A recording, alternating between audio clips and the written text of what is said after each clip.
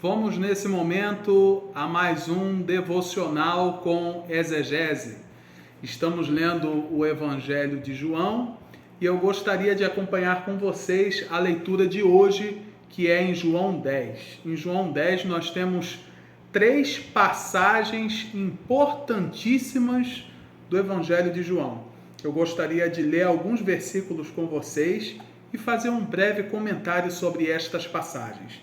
A primeira delas, conhecidíssima, a parábola do bom pastor. Olha o que Jesus diz aqui nessa parábola. As palavras de Jesus são inefáveis, são de fato palavras que não passam. Olha o que diz aqui. Jesus, versículo 6, contou-lhes essa parábola, mas eles não entendiam o significado. Aqui já vem a pergunta, eles quem? Nós vamos ver daqui a pouco.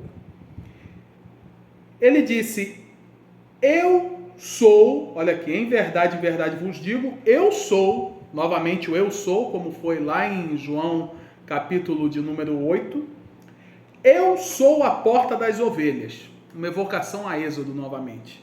Eu sou a porta das ovelhas. Todos que vieram antes de mim são ladrões e bandidos. Quem são aqueles que estavam antes de Jesus? A classe sacerdotal de Jerusalém, os líderes religiosos. São ladrões e bandidos, mas as ovelhas não lhe deram ouvidos. Ou seja, a igreja de Deus não dá ouvido à mensagem da falsa religiosidade. Aí ele repete, eu sou a porta. Quem entra através de mim será salvo. Entrará, sairá e achará pastagem. Você vê aqui uma evocação ao Salmo 23, não é? Refrigera minha alma, guia-me pelas veredas da justiça por amor do teu nome, não é? Fala lá da questão da pastagem, né? E etc. É uma clara referência ao Salmo 23. O ladrão vem somente para roubar, matar e destruir. O ladrão aqui não é o diabo. O ladrão aqui é justamente aqueles que vieram antes de Jesus, a classe sacerdotal. Eles vieram para matar, roubar e destruir, mas novamente eu, pelo contrário, vim para que tenham vida, e vida plena, e vida com abundância. Não é uma vida de prisão, mas uma vida plena de Jesus. A religião aprisiona, o evangelho liberta. Por isso que Jesus é chamado de a verdade no Evangelho de João. E a verdade é quem liberta. Conhecereis a verdade, que é Cristo, e a verdade vos libertará. Eu sou o bom pastor. O bom pastor de verdade arrisca sua vida para salvar suas ovelhas. O mercenário, ao contrário, que não é pastor, o qual não pertence às ovelhas, desde que percebe o lobo, abandona as ovelhas e foge. Então Jesus ele faz essa dualidade. Aliás, o Evangelho de João é um evangelho bastante dualista. Ele sempre tem a realidade de luz e trevas. Na passagem de ontem nós vemos Jesus chamando-se de luz, a luz dos cegos. A luz que alumia todo homem que está lá em João 1. Agora ele é o pastor. E as trevas são representadas pela falsa religiosidade, os mercenários. Jesus diz aqui que ninguém pode tirar a vida dele, ele mesmo a entrega.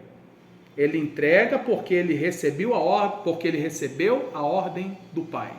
Ele não pode fazer nada sem o Pai, porque ele é o enviado do Pai. Isso os autores chamam de cristologia do enviado.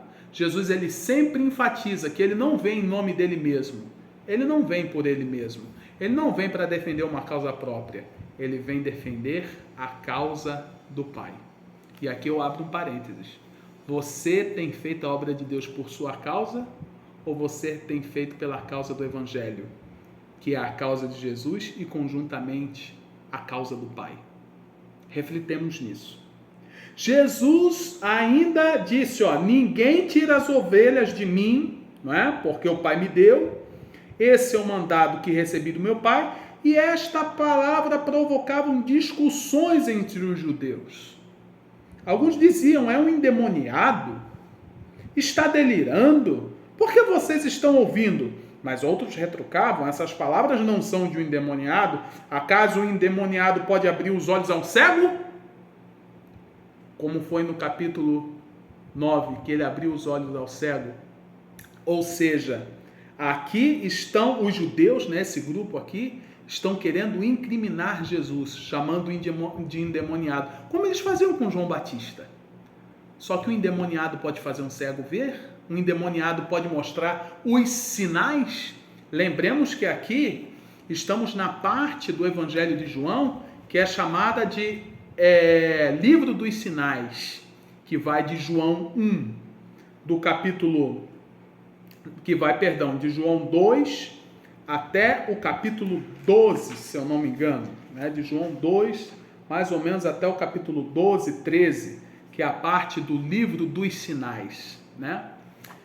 E vamos lá, os judeus, logo após esse episódio, novamente os judeus cercam Jesus querendo respostas. Mas quem são os judeus, afinal de contas? Lembremos que o Evangelho de João, ele foi escrito bem depois de Jesus. Esse autor aqui, desse livro, um autor chamado, deixa eu conferir aqui para vocês, para a gente poder se guiar, um autor chamado Jean Zunstein.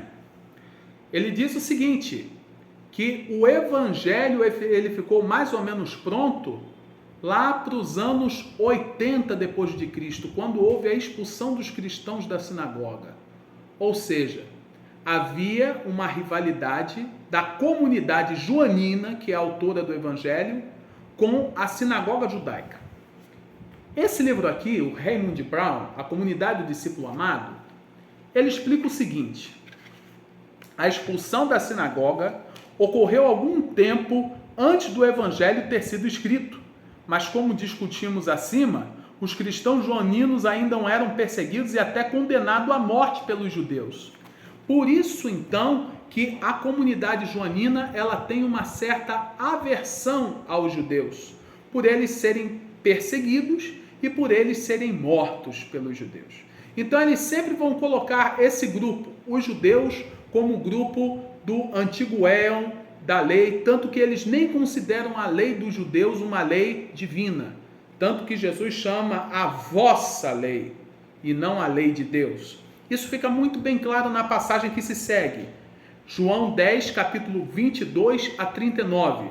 Eu, quando estava no seminário, eu fiz um exercício, uma exegese, usando essa passagem aqui, então uma passagem que eu conheço. Jesus ele está na festa da dedicação. O que é a festa da dedicação? O Hanukkah, a purificação do templo, uma festa que foi instaurada no período de intertestamento. E eles começam a interrogar Jesus justamente pelas palavras que ele havia dito antes. Você disse que era pastor, você disse que era porta, nós não entendemos isso. E Jesus chega e diz o seguinte, vocês não entendem porque eu faço as coisas em nome do meu Pai, eu testemunho em nome do meu Pai, no nome daquele que me enviou. Por isso a cristologia do enviado.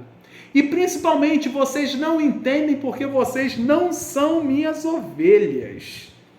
E olha o que ele diz além. O meu Pai que as me deu é mais forte que todos e ninguém pode arrebatá-las da minha mão.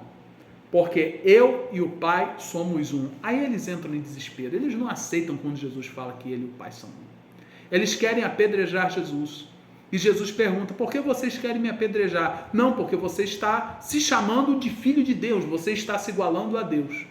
E Jesus usa uma passagem do Primeiro Testamento. Não diz lá o Salmo, vós sois deuses? Então, por que quereis então apedrejar-me a mim, porque eu me chamo de filho de Deus?